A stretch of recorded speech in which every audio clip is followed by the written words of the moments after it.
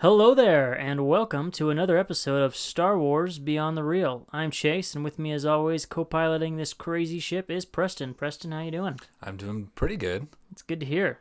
You surviving the pandemic? Yeah, so I on the way over here, I was thinking about it, and I realized this is the first time I've left the house since Monday. That's and good. Now it's Sunday, so it's like 6 days. Yeah, that's really good news. Usually, that's really sad to hear I from know. somebody, but that means you're doing your part. Well, the sad thing is that it's not unusual that I didn't leave the house for 6 days. It's your normal routine. Yeah. Yeah, that is a little bit sad, but no, I'm trying to do the same thing with the social distancing, and we got to a point where we were pretty much out of food, so we were able to go and luckily get some.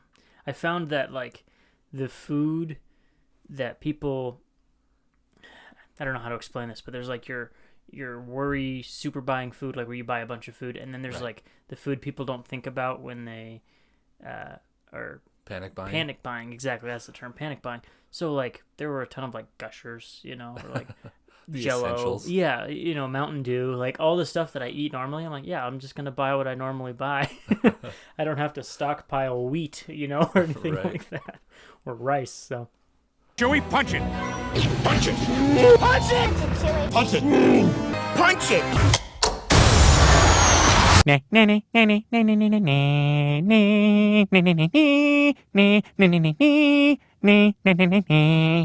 well, let's get into it. Let's talk a little bit about how we've been doing in our week to start things out, and then we'll break down into the news.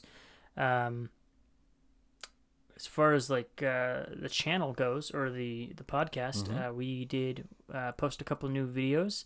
I did a quick unboxing and build video of my new Land Speeder Lego set, and I've got, I think, 2 more sets that I got as well that I need to build for that. So I'm jealous. yeah, if you want to come over and build them with me, Yeah, we can do that. that'd be awesome. We can do the video together. I did a video, I don't know if you checked it out, but I posted one that I did a build with Calvin, a good friend of mine and a big fan of Lego, a couple months ago. And I never posted it because it was a lot of footage. It was like a 4-hour shoot. And Wow. it took a long time. And It's a pretty complicated build. yeah. Yeah, it's for the AT-ST Raider from The Mandalorian. And I never, with school and work, I never had time to edit it until now. So now that both of those things, these are telling me to stay home for. So Yeah. How much did that set cost? that one I think was 60, I want to Okay. say 50 or 60. Yeah, I I'll got come that. back to that in a second. Yeah, okay. Yeah, I got that right on Triple Force Friday, so that was Cool. my splurge moment for that. So but yeah, so that's kind of all I did this week for my Star Wars as far as what I did. How about you? Did you do anything interesting? This morning, I started watching A New Hope again. Oh, there we go. It's a great movie. Have you seen it? A New Hope. That's the one with Luke, right? Yeah. Yep. Yeah, so I started watching that, just refreshing my memory. I think it's been at least a year since I saw it. Really? And it's so good. Every time I watch it, So I forget. I'm like, yeah, I love Star Wars, but You got to go back to the beginning sometime and remind yourself. Yeah. it's so good. I actually also was watching when I was this morning when I was being lazy. I was watching the documentary that everyone's talking about for the Rise of the Skywalker. Yeah. The Rise of Skywalker. And yeah, it's pretty fun to watch. It's really intriguing. I have my issues with the movie, but the documentary I'm really enjoying. So Does that mean that you bought the digital copy? I didn't. So I just saw somebody put it on YouTube, and it's like the Oh. full 3-hour documentary. So I'm trying to watch it before it gets taken down. I know Yeah. it sounds terrible of me, but I have spent so much money on Lucasfilm. I feel like I can watch this on YouTube and not feel any remorse, especially because I'm going to buy that DVD when it comes out on Blu-ray, which I don't know when they're going to put it in stores now, because most stores aren't open anymore to sell those. So Grocery stores and stuff are still open. grocery stores are, so maybe they'll like put it in like Walmart and Target and things Yeah. like that. But yeah, I don't know about like Best Buy or like non-essential places. They Right. might be closed off. And I could probably order on Amazon still, hopefully. I've been also thinking about some novels that I've read. I just want to quickly touch on Yeah. some other sci-fi things. Absolutely. The two books have been coming. Oh, I just lost one of them. I'll think of it. The one of the books I've been thinking about is it's called Folk of the Fringe. It's by Orson Scott Card, who wrote Ender's Game. Right. Yeah, I read those ones as a kid. Yeah, and it's about like a modern apocalypse. And so for obviously reasons I've been thinking about it. Yeah. And yeah, it's a pretty interesting book. It's about like people in the East have to move out west after the apocalypse and like everything that happens there. So that's a pretty interesting book. And then the other one, a show I've been meaning to rewatch the first season to is called Revolution. Never heard of that one. It's another kind of like modern apocalypse where for some reason all the electricity just turns off. And so people have to like learn how to farm again, and they use like broken down car chassis being pulled by donkeys to like plow their fields and stuff. So yeah, those two are kind of like the two sci-fi things I've been thinking about this week as we kind of near the end of the world. You know, and I always wondered what a post-apocalyptic situation would look like in Star Wars. I mean, we get a little bit of it, like Jakku. You know, I wouldn't say it's in a post-apocalyptic, but it's like seeing people just surviving off of scraps from a battle that happened, you know, a while ago. But like we were talking earlier about, not earlier, but on previous podcasts about the High Republic era, and how a lot of the concept design seems very like Mad Max post-apocalyptic costuming or character design.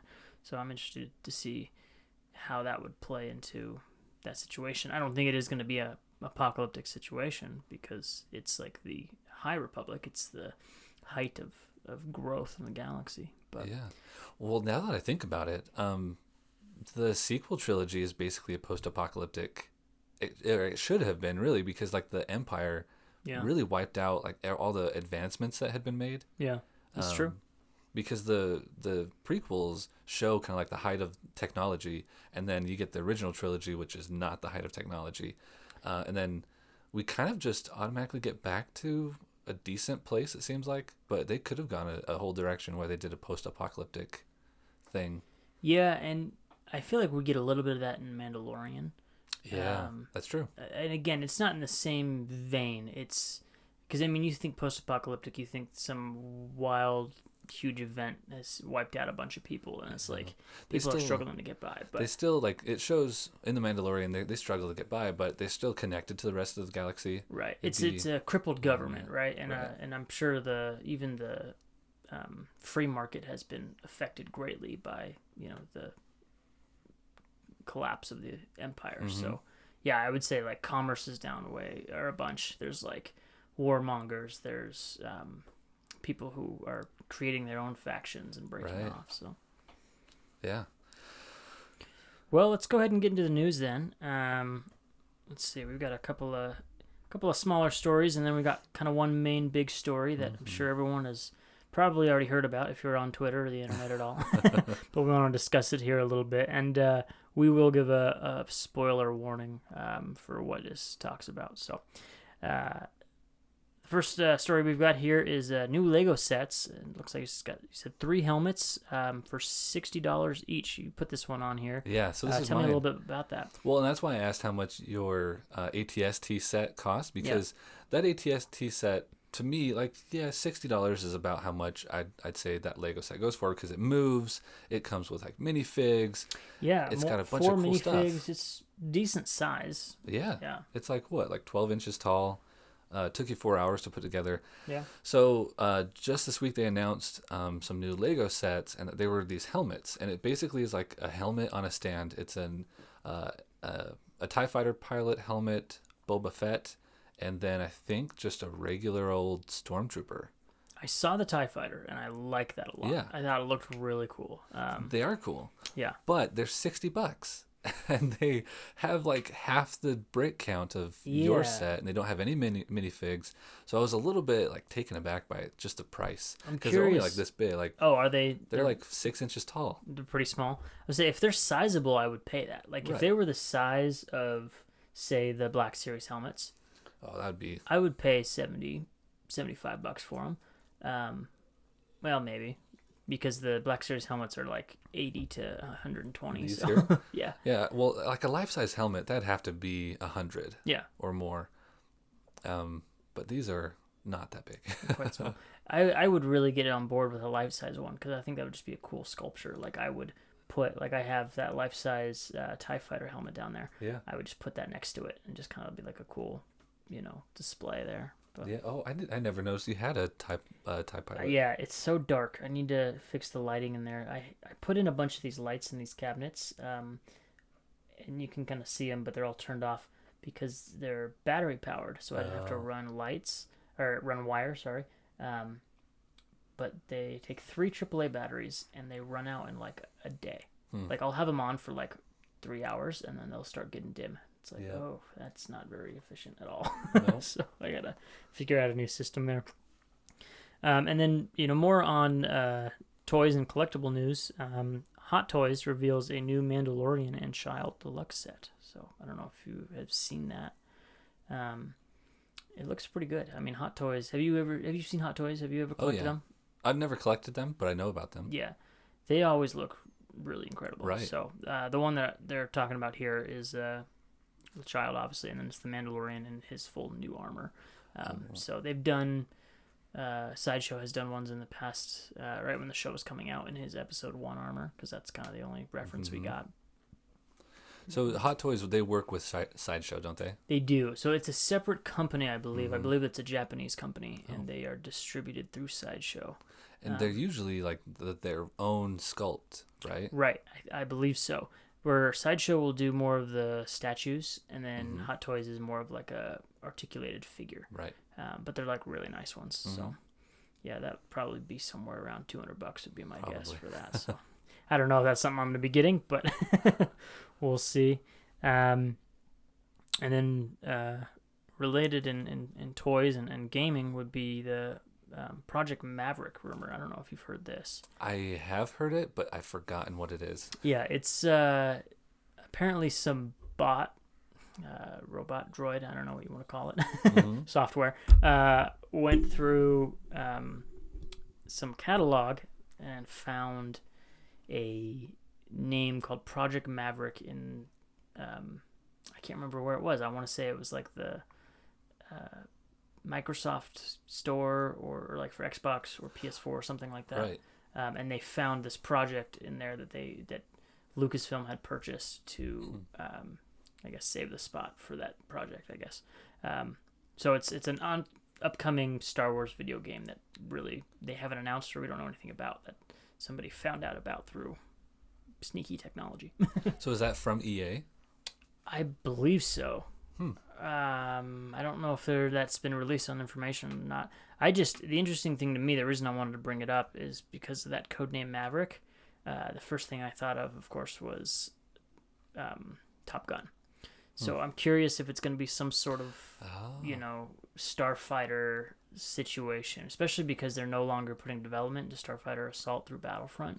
I wonder if they're going to take that, the team that was doing that or that technology, and they're going to put it into a separate game that focuses just on the spaceships.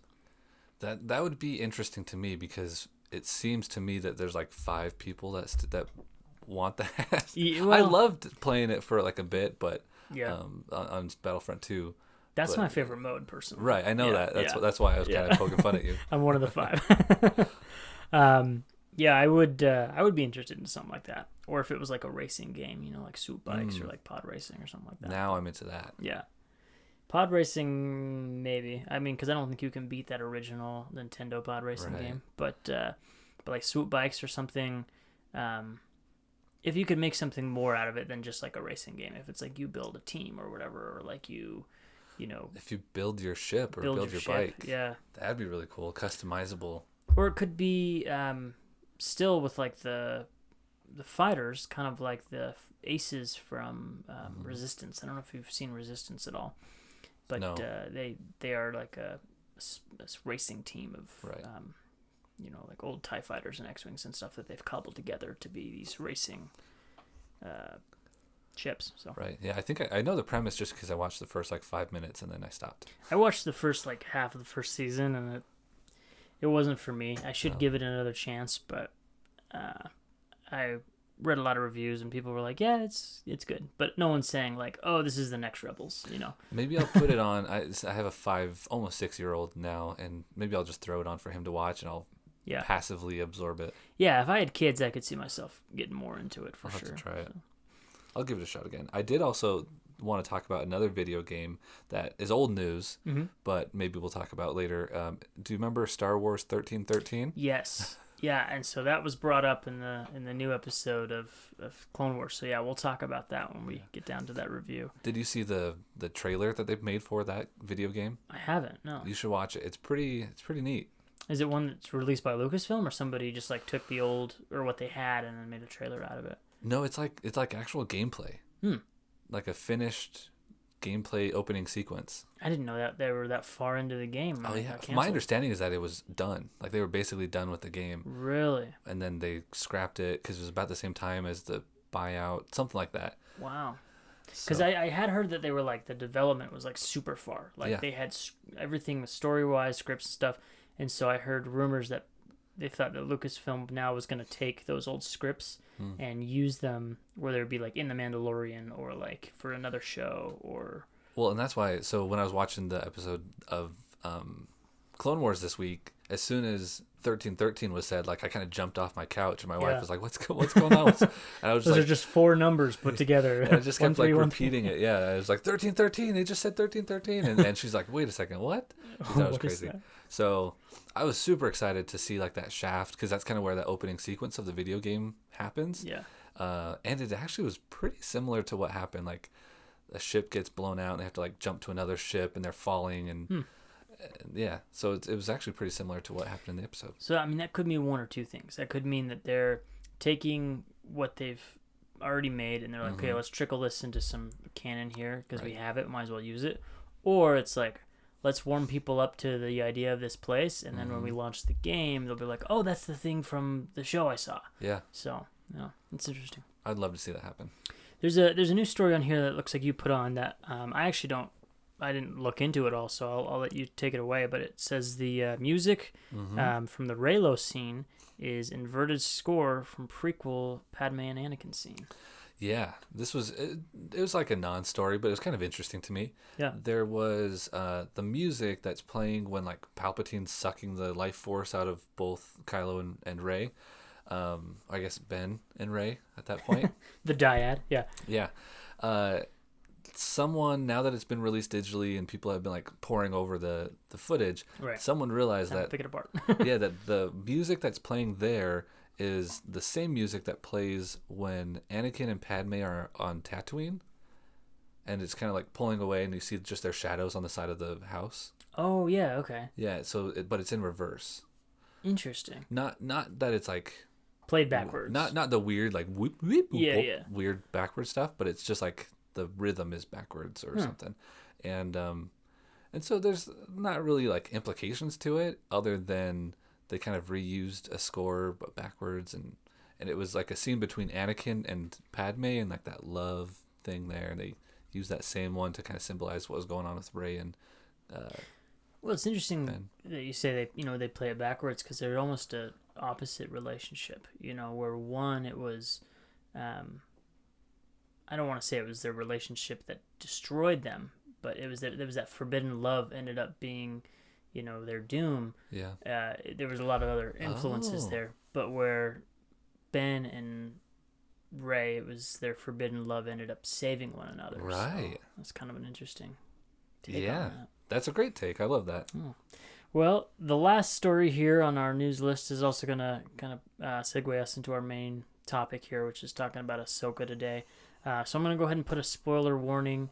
You've probably already seen the news, though, because it's been everywhere. And if it is true, it's kind of sad that it's getting spoiled. The rest of the episode will contain spoilers for a bit of news rumor that has come out concerning Ahsoka Tano. And we will be talking in depth about the new episode of Star Wars The Clone Wars, episode 5, I believe. So You have been warned. But we're going to talk about it, and that is Rosario Dawson has been cast as Ahsoka Tano in the second season of The Mandalorian. Allegedly. It's confirmed that she is probably cast at some point. That's right. This has not been confirmed by Lucasfilm or by Disney or anything like that. This came from Film Slash or Slash Film. Screen Rant? I think I saw it on Screen Rant, but Screen they probably Rant. picked it up. A lot of them picked it up, and I don't think as of yet there's a clear source on where they got this scoop. Ooh. Yeah, so The dark web. Yeah, the dark web. Someone's on there spilling secrets. So I don't know if this is actually the case. But then another installment of the story has been that a lot of people, or it says here that Deadline confirms Rosario Dawson as Ahsoka in The Mandalorian could be a test for her own series. So I think it's interesting that you have confirms and could be listed there in the same sentence. So. Right. Well, I think it's, yeah, that's an interesting way to phrase it. But I do think it's good that we're getting more Ahsoka because Absolutely. she's like a fan favorite, but I don't think a general public person even knows who she is. Yeah. So we need more of her. I'll ask you this then. Do you think this is real? I don't know. Rosario Dawson definitely wanted to play Ahsoka. Yeah.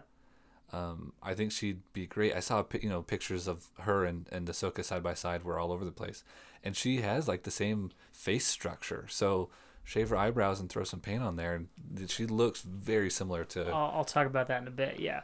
And she's a great actress. I really enjoyed her in Daredevil. She was like the nurse. Yes, I actually really liked doing that. So okay, so I'll go ahead and ask you the three questions, and I kind of already asked you the first one though. A, do you think this is real? B, do you want this to be the case as far as like Ahsoka will be in The Mandalorian? And C, is Rosario Dawson like a good choice to you? Is she your top choice? I hope it's real. She, with the revelation of the Darksaber, makes me think that it's closer to being real than it would have been otherwise. Yeah. Because she's kind of tied up with the whole Mandalore lore. Yeah, if I like didn't see that storyline. last episode, I would have been like, well, that's kind of a stretch. Yeah. But after seeing that and knowing he's got to put Baby Yoda somewhere. Oh. And that Darksaber, yeah, I could see this happening a lot more than I would have prior to that last episode. Yeah. And then as far as Rosario Dawson being the casting, I think she's perfect. She's at least the thing I haven't seen like a ton of her work, but the things I have seen from her, she can play off like pretty serious and kind of funny at the same time. Oh yeah, she's an incredible actress. Which is exactly what Ahsoka needs, is someone that can be funny and serious. Yeah. So I think she's a dream cast, and yeah, I think that's an interesting theory that she is where the child is going. Mm-hmm. That's what made the most sense to me, right? Because she says you have to take this child to his people, and he's like a people of sorcerer enemies, and it's like, okay, well, who, Luke is out and about, sure, but I feel like that would have shown up somewhere in other canon if he had a little Baby Yoda around with him. Leia, who doesn't have time to raise a Baby Yoda. She's already got her own baby. She's already got her own baby on the way. And then Ahsoka. Those are really the three. I mean, Ezra, maybe, if we find out what happened to Ezra. Yeah. So. Maybe Ezra will be with Ahsoka. Yeah, and that's another thing. It could, with this Ahsoka coming in, it brings in opportunities for Ezra and Sabine as well. Being a Mandalorian especially. Yeah. There'd be a cool dynamic there between the two Mandalorians. So. Ooh. Which yeah. she could hold the Darksaber again. Right. Sabine would be if she was with Ahsoka, because we last saw Sabine with Ahsoka. Wow. Okay, so the timeline here is interesting to me. We have a bunch of on the road or rogue Jedi. Yeah. We have Ahsoka. We have Ezra. Those are basically it. Those are it. But then you have Luke, who's like openly starting a Jedi Academy. Yeah, How so does that work? that would be, if I was Mandalorian, if I heard about that somehow, that would be like my first choice, right? Okay, I got to take this little green dude who can move things with his mind to that guy, because that guy is going to know the most.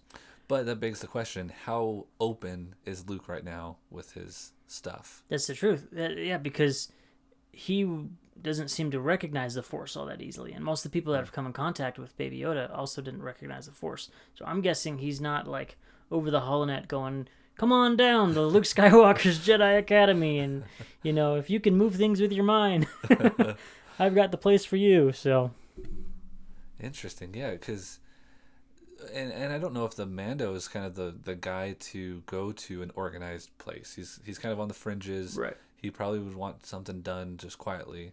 Well, and he doesn't have any faith in the New Republic. Right. So we learned that. So I don't know if he would go to, Tandrilla or Coruscant or wherever the New Republic is at the moment, and try to. Hosnian Prime is probably at Hosnian Prime, but Right, yeah. And try to give Baby Yoda up to the New Republic. So Yeah. And now I'm just like, I hadn't thought of the timeline here, and so now my mind's just kind of going crazy. What? Yeah, I don't even know like what questions to ask anymore. What? so this is 6 years. No, I'm sorry. It's 3 years after Return of the Jedi, and we do know that the last we saw Ezra, or Ezra as well, but Sabine and Ahsoka, they went off to find Ezra after episode 6. So after Return of the Jedi, they went off to find it. So if he was to run into them, they would either be returning from the unknown regions or trying to figure out where Ezra went, or he would have to go to the unknown regions as well if he was to run into Ahsoka out there. Right. But then just from a story standpoint, I'm thinking about like they wouldn't just have the child leave the Mandalorian. No. Because the Mandalorian and the child are the core of the story. Yeah. And so if they were to find Sabine or Ahsoka, they wouldn't just like hand the child over. No, but I could see Ahsoka and Sabine getting involved with the Mandalorian and the child in training the child, and then maybe there could be some sort of dynamic where the Mandalorian or Din Djarin, I guess we know his name now, I don't have to keep calling him the Mandalorian, where Din and Sabine and maybe Bo-Katan kind of get together and maybe reestablish a new Mandalore. So if they find a way like, okay, our people have been wiped out, we're on the fringes of the galaxy, we're in hiding, maybe with somebody like Bo-Katan or Sabine Wren, or even Din Djarin, if one of those were to wield the Darksaber, if they can get it from Moff Gideon, they can make Mandalore rise up once again. Right. And now I'm wondering like what is the ultimate goal because of the series? Right, yeah, we don't know. Right now, we just know it's this lone gunslinger who's trying to find a place to put this baby. Yeah, all of these questions are making the story of the Mandalorian a bigger scope. I was thinking it was going to stay really narrow so that we don't interfere with the movies, which is something we talked about last week and how you kind of limit yourself when you're sticking to canon really religiously. Yeah. But so, yeah, they can't do anything super drastic because it would have shown up in the movies. So how are they... But we're kind of starting to skirt into some pretty big deal stuff. Yeah, absolutely. I think they're going to have a lot to work with. I think they can still avoid what's happened in the sequel trilogy, and still avoid that kind of main galactic line, because the things we've seen with Mandalore, especially, they've all been seen in either Rebels or Clone Wars. We haven't really seen anything about Mandalore in any of the saga films. So I think they can stay away from it and still like focus on what's going to happen with Mandalore. But I don't know. I hope it does tie into the sequel trilogies a little bit, but not too much. Like I don't want anything. I don't want Palpatine in the Mandalorian. No, we need to keep it really small because that's like the charm of the show is that it's on a very small local scale. Yeah. Nothing big and galactic. However, we still have the question on what Moff Gideon wanted with Baby Yoda. Yeah. And I'm curious, a lot of people are speculating, like, he's got the lightsaber, like, he wants to extract his Force powers, like, he wants to make himself a Force-sensitive person somehow. But I'm also curious if it has anything to do with the return of Palpatine and Palpatine regeneration, which I'm hoping is not, but it's kind of a worry of mine. I would say no. That's my guess, is because Moff Gideon is like an imperialist. Yeah. Through and through. And the whole effort to clone Palpatine was a Sith cultist thing. And I don't think the Empire or the First Order was really involved in that. That's true. However, Gideon does seem very interested in his Force abilities. So I wonder if he's kind of like a wannabe Sith, you know? Because he's got the lightsaber. He's extracting from the child, which my guess would be his midichlorians or something like that. Oh, he said that? Well, they don't say exactly what they want from him, but it's implied. It's implied that they're going to extract his life. They're going to do something sciencey to him. They're taking something from him. Oh. And so it could also just be that it's a tridactyl Yoda species. Right, it has something to do with his age. Like they want, if he wants to stay young or something, he thinks the secret to that is within that species or something like that. But interesting. But back to Rosario Dawson as Ahsoka. How would you feel when you heard the news? Like, personally, I was a little bit bummed out. Yeah. Because I felt like that might have been the big spoiler, Baby Yoda of the season 1. This is season 2. Like, if I'd have just seen her come on screen, I'd have lost it. Yep. Like, I know it would be hard to try to hide a casting like that, but just knowing Ahsoka was in the show, I would want that to be hidden as long as possible. Which, to be fair, Lucasfilm and Disney did try to hide it. Right. No, and that's the thing. It's not their fault they didn't release this. Again, that's if this is true. This could be completely out of the water. So. Yeah, just spend the next couple months convincing yourself that it's not true, and then you'll be surprised when it happens. I had to do that with Rise of Skywalker. Do you remember when that poster leaked? No. Okay, so a while ago, a poster leaked. It had like all the costumes and stuff. This is before we got any trailers or anything, and so everyone was like speculating if it was real or not. And I was on the party of that it was totally fake. And the reason is because I thought it seemed really lazy.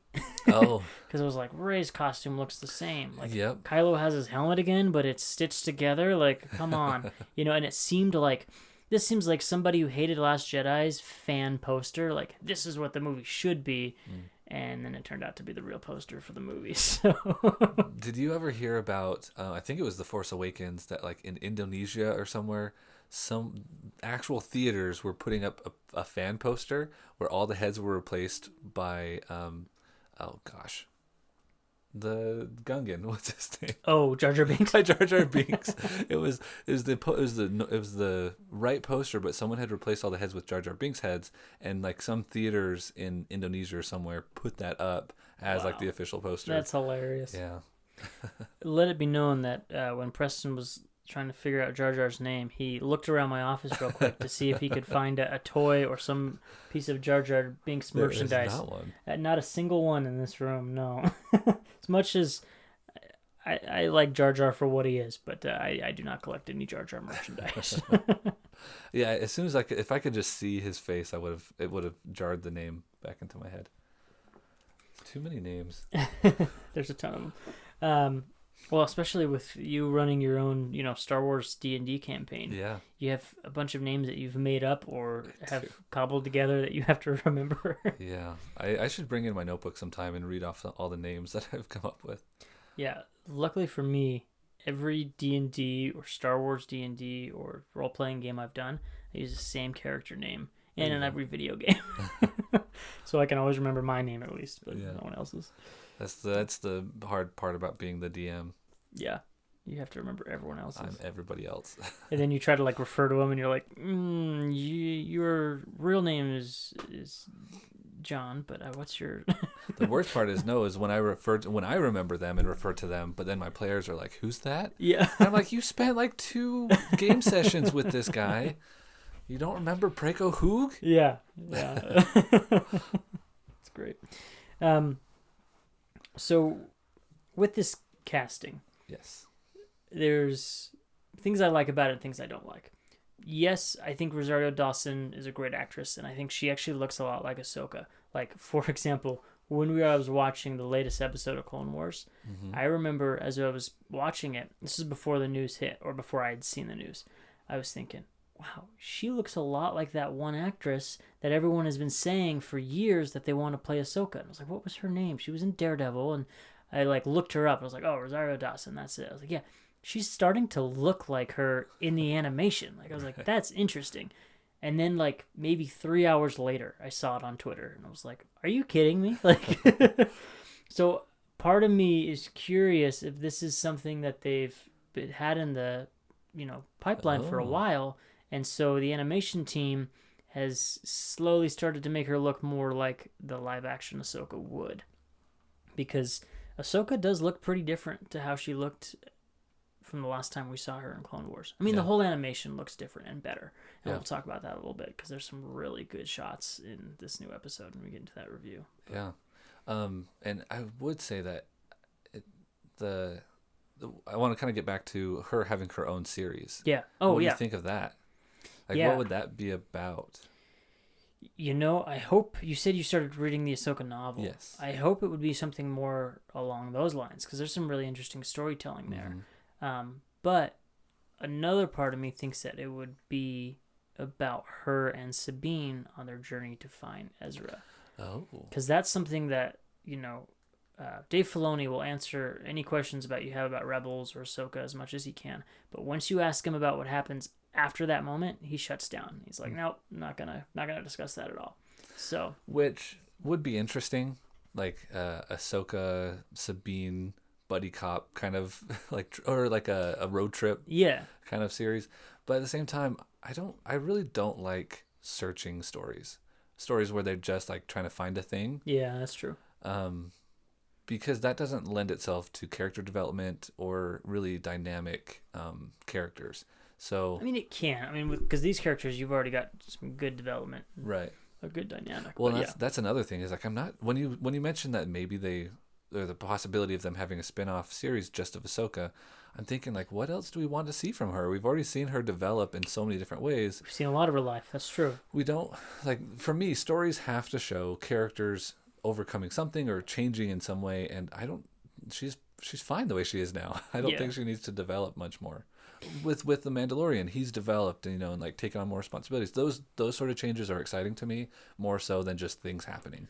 Well, and I would be excited to see her in the Mandalorian, for sure. But kind of when I saw her at the end of Rebels and she like had the owl and that staff and like the white robe, I was like, "Okay, this is her peak. Like, this is where Ahsoka ended up, and that's awesome." Yep. I don't necessarily need to see more of her after that point. Now, if they gave it to me, I'll take it because I'll watch anything. Of course. Yes. But I'm really interested in the stories like we get in the Ahsoka novel. I'm interested in seeing what happened with the Seas of Mandalore. We'll probably get it in Clone Wars, but it could maybe expand a little bit more on that. It's interesting to see Jedi trying to not be Jedi, right? Like we see after Order 66, she does that in the book. She spends a lot of time trying to hide the fact that she is a Jedi or was a Jedi, and even though she claims to not be a Jedi.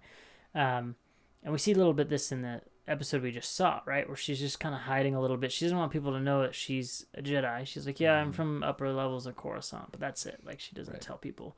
Even though Jedi aren't hated at this point in history, they're not hunted either. But she's just like, I'm Ahsoka. I'm not Ahsoka the Jedi. Right. Which is interesting because as I've been reading the Ahsoka novel, she does not go by Ahsoka.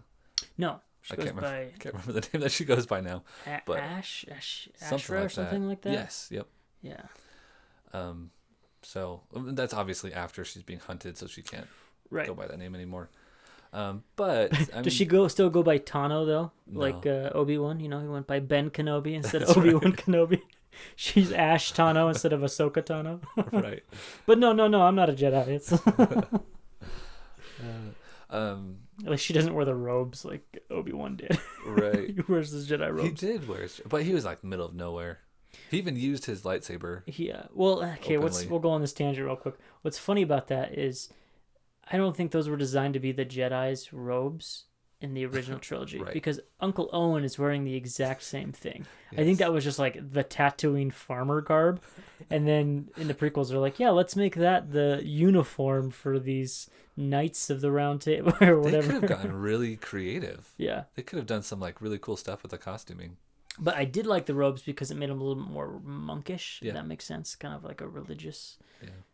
That goes back to the last episode where we talked about the world building and the story behind every little detail. That's very true. Yeah. All right. Do you want to get into the review of the episode? Yeah, I think we ought to. Yeah. Because 1313. 1313. Okay, you're chomping at the bit. Let's hear it. What are your thoughts on 1313? So, story and everything aside, I loved where this episode took place. Yeah, I did too. As she's dropping down the well, I'm like, okay, this is interesting. We're on Coruscant. And then as soon as 1313, like I said, I was super excited. And then for a little bit, I was like, oh, shoot, we're not going to get to see much more than just like this little chop shop place that we're hanging out in. Then as soon as they started like walking the streets or running the streets with the droid, I got super excited. Then at the very end, when they're like in the open market having dinner or whatever, and it has that big wide shot of like the towers coming down and the towers going up and like this internal city, I got super stoked. I'm so excited to see more. Yeah, I am too. I'm actually getting really excited. Like, we kind of talked about that Bad Batch series, and I was like, oh yeah, this was pretty fun. This was cool. I was like, yeah, we'll see what happens next week. This week I saw it and I was like, oh, there's not another episode. Like, I have to wait a whole week to figure out what happens next. Yep. Even though it wasn't like a cliffhanger or anything like that, but it was just like so nice to see Ahsoka again and to just be following her, because I love that character so much. What I loved about this episode was Ahsoka's presence seemed very different.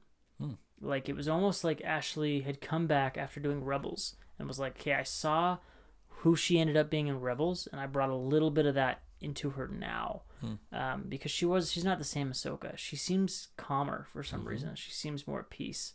And I feel like a big weight has been lifted off her now that she's no longer with the Jedi Order. One of my favorite aspects of this episode was seeing how she handles danger. Like, she is stared into the face of danger her whole life. Yeah. She's fought thousands of battle droids. She's took on Ventress, other, Sith. She's fought Maul. She's fought Maul, yeah. Sort of. At the beginning of the novel, it talks about we how haven't she seen that trapped yet, Maul. though, in this one. But yeah. Oh, is that in the future of this one? That's oh, in the future. But yeah, she's fought all these terrible people and seen these terrible things, and she's able to stay, calm and collected, just like all the Jedi are. But it's interesting to see that aspect of a Jedi put into just like normal everyday life. Right. Like when she, her speeder bike starts to crap out on her and she's falling to her death, and she just calmly and collectively like, okay, this is how I'm gonna get out of it. And then like when those thugs came around to rough up the other, it's like, in comparison to the rest of the Jedi, it doesn't seem that incredible. But when you see her using that calm and that confidence in like regular world situations, like your car breaking down or local people coming by to rough you up for money, and you're just like, okay, and she doesn't act until she has to. And I don't know, something about that dynamic I just love seeing her do. Yeah. Well, when you know that no matter how far you fall, you'll just kind of like force hover real quick before you hit the ground. You don't panic. But you could tell she was trying to not use her force abilities, so that was good. It was kind of a little bit of insight to what she's going to have to go through after Order 66 happens. Well, and that's some of her calming collection comes from not just knowing the Force and being powerful, but when she was fighting those two one-eyed thugs, they she didn't use the Force for them. No, just her normal martial arts skills. I am trained and I can handle these situations. It was also a little interesting to see her point of privilege. I mean, not that she grew up with a lot, because she grew up in a very minimalistic life. Yeah. But she didn't know, what it meant to get by on your own. This is the first time she's going to have to learn to fend for herself, because she's always had the Jedi there to provide for her every need. Yeah. Yeah, everything's kind of been handed to her. And I always thought it was really interesting that she was shocked that someone didn't love the Jedi. Yeah, that was interesting too. Even though she had kind of her own, bad taste in her mouth from the Jedi after what they had done to her, but yeah, she thought that, they were these white knights of peace and justice in the galaxy, and everyone thought of them as such. But in the underworld, they're almost kind of viewed as the police are viewed in, areas where there's a high crime rate. Yeah, they're the ones that make my life more difficult because I'm trying to pull myself up by any means possible, and they're the ones that shut down a lot of those opportunities for me. They see both the Republic and the Jedi as the heel that's pushing them further into the ground. Right. 1,313 stories below the ground. One thing I thought was interesting though is 1313 to me didn't seem all that different from like the other parts of Coruscant that we've seen. From topside? Yeah, because from what I've seen on topside, it seemed like street level to me, Coruscant, kind of like that part where they're running after that droid. Yep. Like when we see the episode where like Ahsoka and Ventress kind of team up together, it seemed kind of similar to that area. So I would have liked to see maybe a bigger difference. Like the further you get down, the worse it gets. Kind of like in Hunger Games, you have those districts. Yeah. Like I wonder what like the top 5 levels of 1313 look to the bottom 1300 levels or whatever. 1313. So yeah, and I can see that even in episode 2, I believe, where they're hunting down the bounty hunter assassin lady. Right. Yeah. Zam Wessel. Yes. Yeah. Sam Wessel. And they meet the death stick smoker. Like Sleazebagano. Yeah. that kind of seems similar as well, with the bright neon lights and the street level stuff. Right. It just seemed very normal. So I was just curious. Like, I don't know. I'm interested to see what they do more with 1313. If they really differentiate it, or if it's just like this is the same. It's Coruscant still, but it's like higher crime, lower. More poverty, things like that. Yeah, I think that's more of what the difference is that up top there might be some like police, normal police, not Jedi, and visibility up there, and then down here it's literally just like if you die in the street, people will just step over your body, kind of thing. It's going to be interesting for Ahsoka to see that life's not so black and white. Yeah, it's going to be interesting because she's been taught like Jedi are good, Sith are bad. Although she probably didn't learn much about the Sith, when she was there. But it was just like, Republic is good, Separatists are bad. She learns a little bit about that with her friend who's a Separatist. I forget his name now, but that arc where she kind of befriends a son of a senator who is a Separatist supporter. But now she gets to see people do questionable things for the sake of survival. Yeah. And maybe that's going to question her, her morals a little bit. Because she was like totally wrong with, oh, you let those droids back out into the streets. And she's like, yeah, I did it to pay off my debt so somebody wouldn't attack my sister anymore. And she's like, oh, I don't know how to handle this. This is not something they teach you in Jedi school. Jedi, right or wrong, and if something's wrong, you hit it with a lightsaber. And it was, I turned to Sierra after we finished watching that episode, and I was like, I agree with the older sister. I think her name was Rasha. Yeah. I liked them, by the way. I liked their characters a lot. Yeah, they were awesome. Yeah. And it wasn't until Sierra pointed out to me that this was like all women. I was like, oh, yeah, I guess they were. Like, I hadn't thought about it. They were good characters to me. Yeah, there were men, but they were the bad guys. Well, I mean, you can argue that the women were bad guys too. It's like down here on 1313, everyone's exactly. bad. Yeah. But it was really, I thought they were great characters, and I agree with older sister. Like, you can't just keep those droids off the streets. Right. She's like, if I didn't do it, someone else will, and I need the money to protect my sister and to pay for things. So totally agree with that. Here's a question I have. Were they in a laundromat? Yes, they were. Okay, because that's what I thought. And she pulled out like I guess like a Republic hat, some sort of uniform hat. Yeah. So that she could do some scam, and I thought that was really cool. Yeah, I thought that was interesting, just to see like a Star Wars version of a laundromat. That's what I'm saying. Okay, this is why I love 1313. Yes. I'm getting like go coming off out of my on seat. Stand up and pace around if you have to. It's I'm just gonna like distance myself from the microphone and come back in. No, it's because they're normal people, and this is what I love from like the Star Wars Underground thing that didn't go anywhere. I love seeing normal people in Star Wars, and that's part of why I love the Mandalorian. Yeah, there's like some fancy like force powers and extra abilities, but they're still like just surviving. And this one was like the most grounded Star Wars story I've seen yet. And I think the laundromat was like the big exemplar of that. Well, and it comes down to being able to relate to characters, right? Yes. And the more grounded the characters are, the easier they are to relate to. Yeah. In this case, not grounded, they're undergrounded.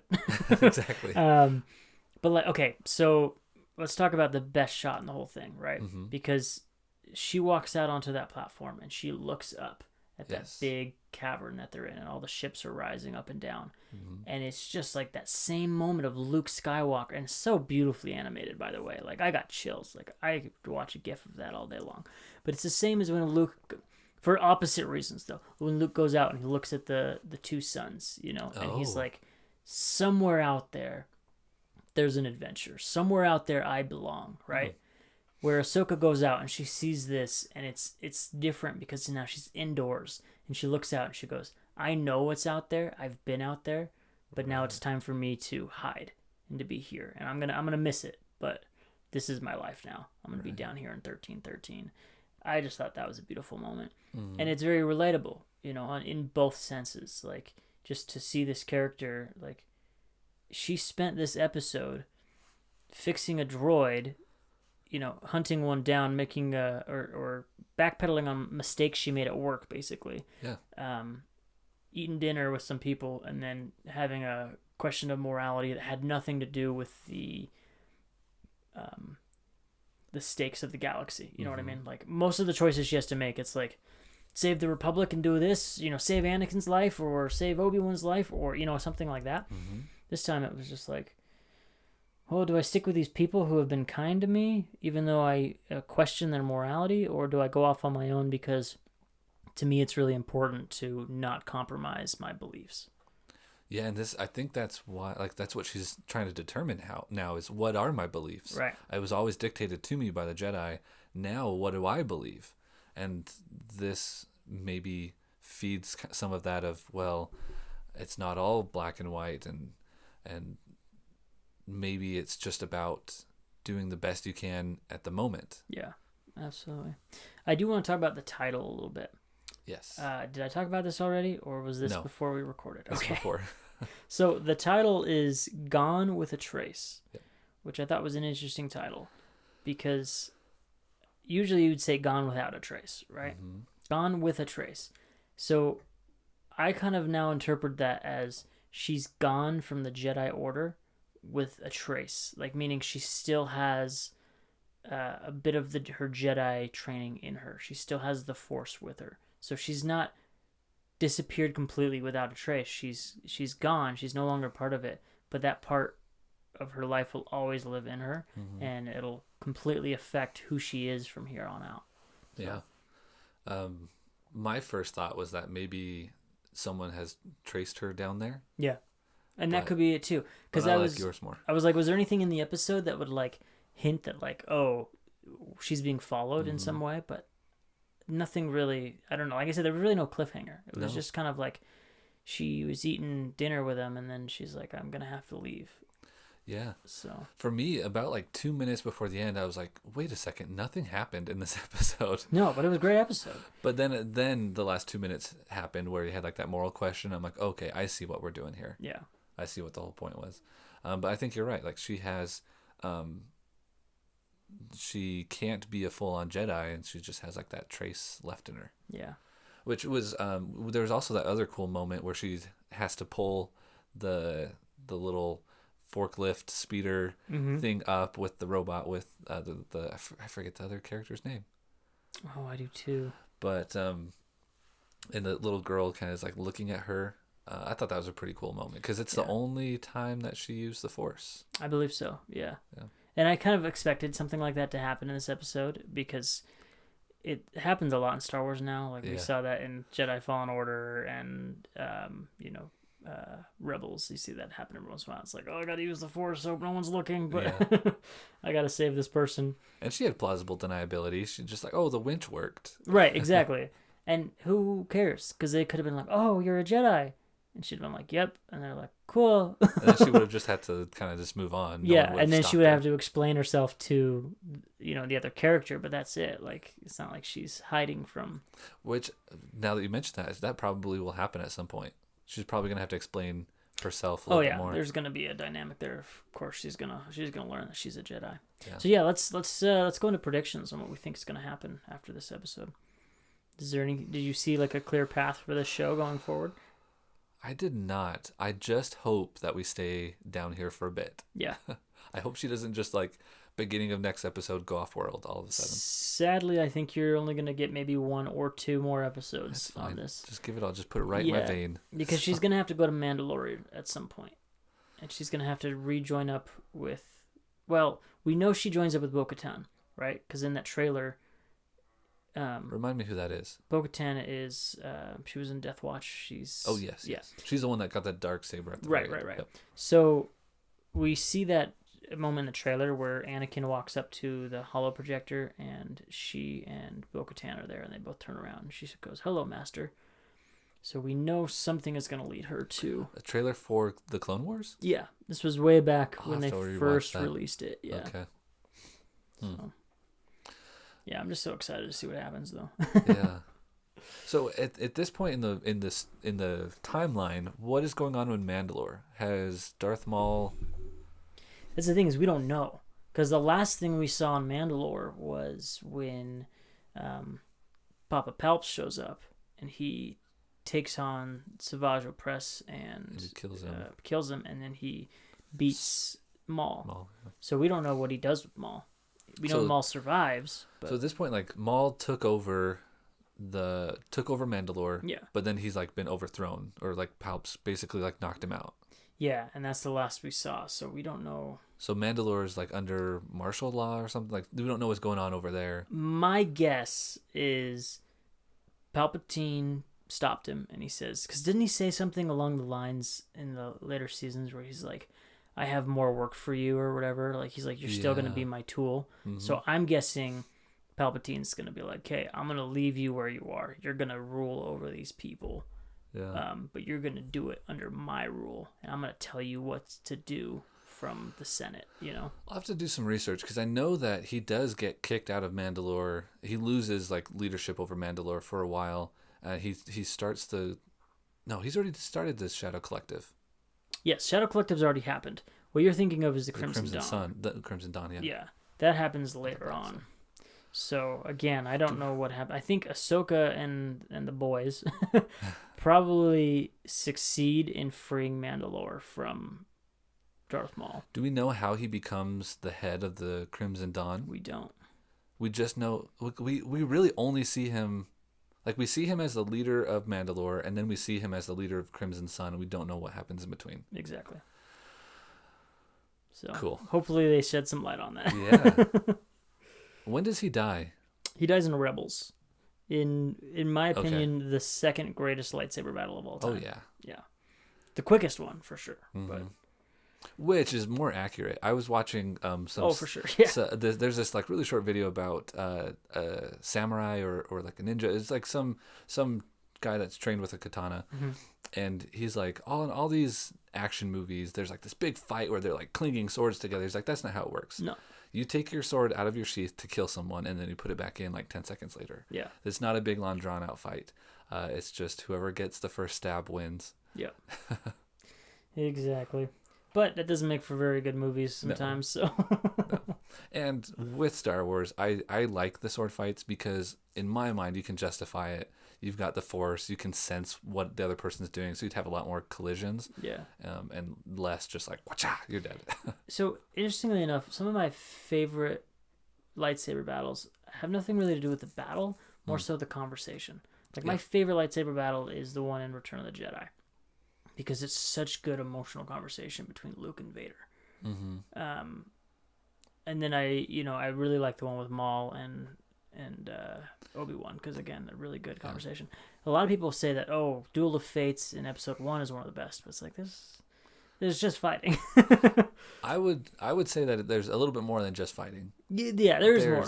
There's dialogue that's not being said. Right, that's true. In that fight. And I'm not saying I don't like that scene. I love that scene. I love that. Sorry. No, you're good. I was just say the ones that really capture me are the ones that, you know, I see a ton of character development in that moment. So. Well, and that's why I like Duel of Fates. Yeah. Because they took the time to pause, which I think shows a lot of maturity in a fight coordinator. Yeah. They didn't just fight, dead. It was like fighting, pausing, then like this whole 20-30 seconds of meditation. I thought that was really cool. Yeah. I would say my least favorite one is the one in Attack of the Clones, because I feel like there's not a ton of character development. Like, you see the recklessness of Anakin, but then it's just like Anakin versus Obi-Wan? No, episode 2 is Dooku. Yeah. And then Yoda comes in and has some quips, and then it's just like supposed to be a cool fight. I forgot that one. It's kind of forgettable. And it's the same thing with like Palpatine versus Yoda. But you have Anakin versus Obi-Wan, and it's like really memorable because you're like, oh, holy crap, yeah. There's story, there's character development. Brothers who are fighting, yeah. Mm-hmm. I thought it was really cool that Ahsoka said that she learned fighting from her older brother. Yes. Has she ever referred to Anakin as a brother before? I don't think so. I like Anakin's that as well. like everyone's brother. Yeah, that's true. It's true. Well, that's going to pretty much be our show for the day, I think. Let's check our Twitter real quick and see if anyone has any questions for us. I have a question. Yes. How dare you? First listener. Where do you get off? Where do I get off? Getting off right about here on today's episode. Yeah, so that's going to be it.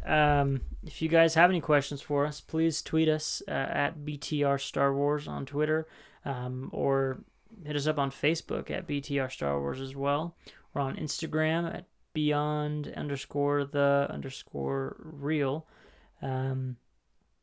And we're on YouTube at Beyond the Real Pod. Just posted a couple new videos, so go check them out. Like and subscribe if you would. It would be awesome. And hopefully you will hear from us next week. It should be. Unless something's happened. Unless the corona gets so bad it stops from podcasting. So it's the one thing we can do. And thanks again for listening, everybody, and may the Force be with you. Always.